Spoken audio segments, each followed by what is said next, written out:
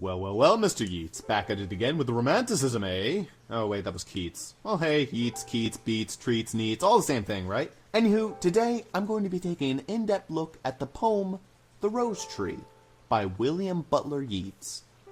Well, how about some background first? The Rose Tree was published in November of 1920, 4 years after the topic of the poem. It's a fictional piece, though one that utilized an imaginary conversation between two living individuals. Given the partner nature of this project, I'm going to focus more on the poem, with Ashley giving her report on the author himself. Without further ado, let's tackle this poem. Yeah, I got nothing. Well, let's start from the beginning. We'll go by chunks. Oh, words are lightly spoken. The first line of the poem starts off with quotations. Single quotations, that is. This is actually our first hint to where the poem comes from, even without looking into the background of it. Single quotations are incredibly rare in American English, only used when quoting something inside of a quote. Quoteception, if you will. For example, the book said, quote, "I remember when John said, quote, 'Wow dude, nice hat,' unquote, unquote." And unless the planets align for you to use such a dumb quote, singular quotations just won't appear. This implies in our poem that the writing was done outside of the States. Said Pierce to Connolly. Oh, wait, that was completely unnecessary of a conclusion because the next line flat out gives away where this is taking place. Pierce and Connolly mean next to nothing on their own, but when used in conjunction with each other, it refers to Padraig Pierce and James Connolly, two leaders of a large-scale rebellion in 1916. During this time, World War I was still ongoing, leaving Britain in a deadlock with Germany before 1917 when America came late to the party. During that time, Britain had its hands tied, allowing Ireland to set up a rebellion to unfasten British rule of their country. Pierce himself was a schoolmaster, who led a group called the Irish Volunteers.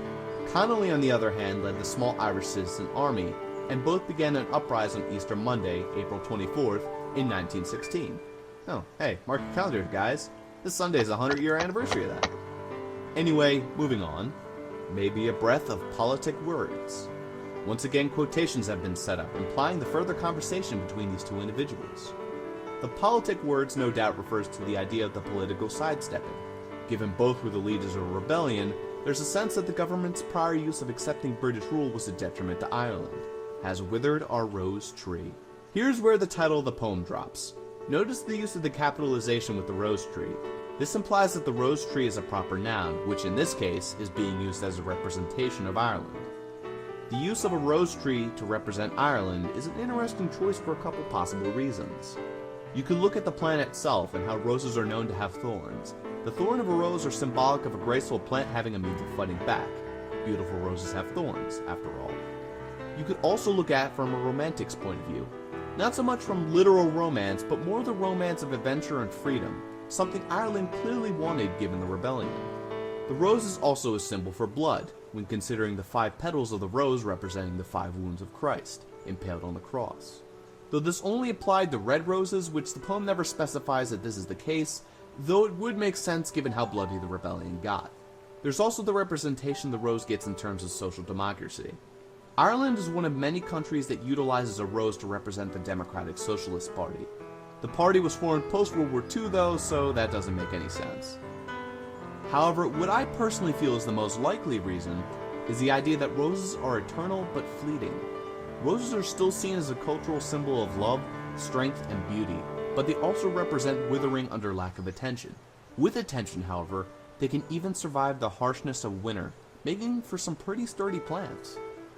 I say this is the most likely given the use of withering in this line.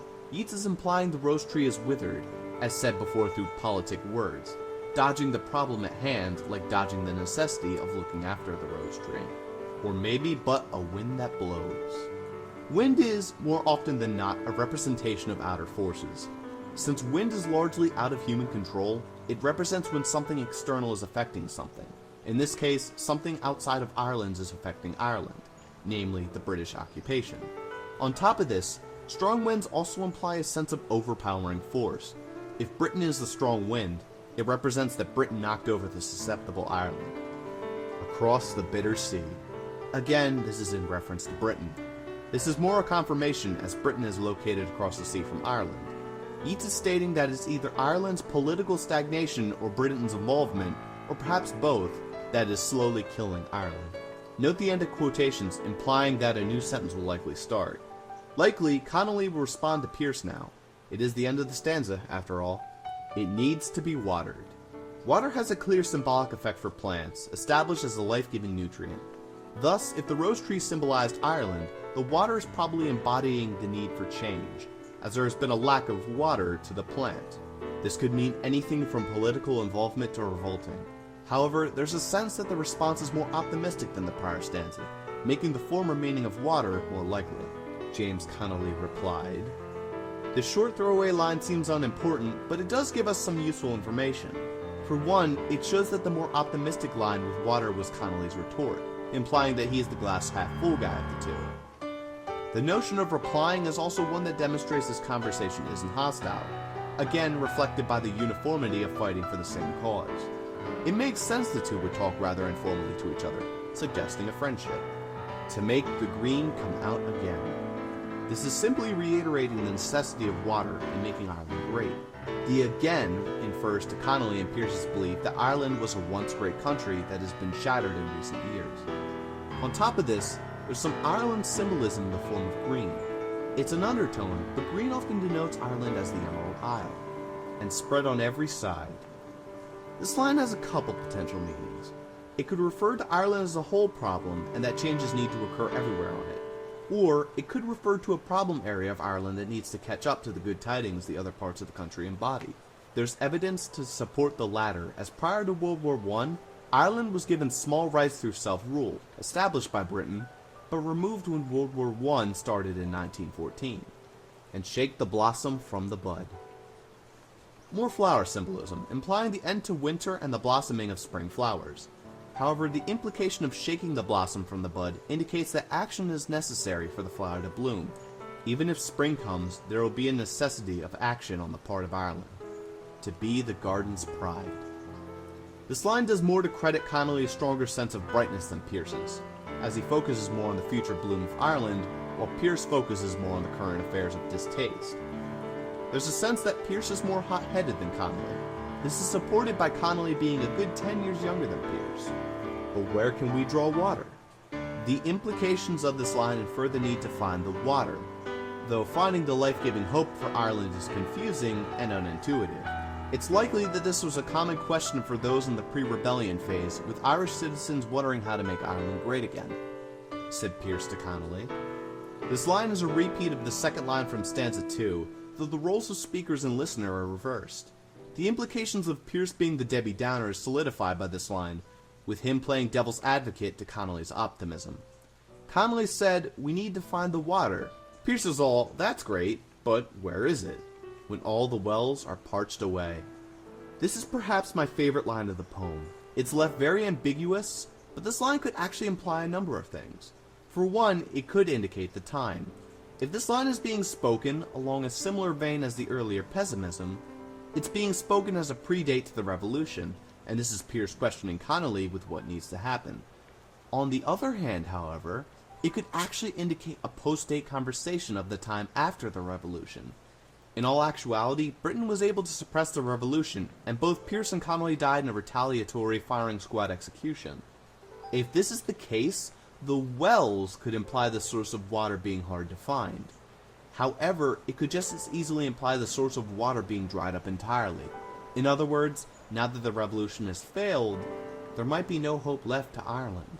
It's an incredibly powerful line that's potentially multi-layered, and would make sense in either usage, especially given how Yeats wrote this in a year after the conflict, in 1917 actually. The fact that he took 3 years to publish it in 1920 possibly implies that he didn't want to anger Britain into retaliating against him. Oh, plain as plain can be. This line is the one I had the most difficulty understanding. At length, I almost wondered if this was a throwaway line, to complete the ABCBDB rhyme scheme. However, when I took Pierce's possible pessimism into consideration, it started to make more sense. He's seeming to imply that, through plain as plain, that the reality of their situation was obvious from the start. The conclusion of the wells running dry was inevitable. Taking this into consideration, the possibility of the wells reflecting post-revolution is actually heightened. There's nothing but our own red blood. Nothing but the death and destruction of Ireland and its people can save Ireland. This implies the fighting will be inevitable. There is no chance of saving Ireland through peaceful negotiation. It's all or nothing through the deaths of the citizenry. This is supported again by Pierce and Connolly's revolutionary force that they led. Can make a right rose tree. Pierce's concluding line is exactly what you'd expect. It builds upon the last two, again, reiterate that only through conflict will Ireland be saved from the British occupation. The implications of right further imply the idea that the rose tree, Ireland, will only be made full again through self-rule, and this is something we, as in the Irish, need to fight for. Ultimately, it makes sense why the poem was made. The conversation is very believable, and it's one you can imagine the two conversing with each other. However, it's likely such a conversation was never held, as both were eventually killed by firing squad after the rebellion. However, the powerful implications of the poem are not lost, as both Pierce and Connolly are represented as Irishmen who wanted only the best for their country. The interactions of the pessimist and the optimist is strong, though the fact that the pessimist gets more lines further implicates the story of the revolution as a failed endeavor. And with that, my overly long analysis of William Butler Yeats' The Rose Tree is complete.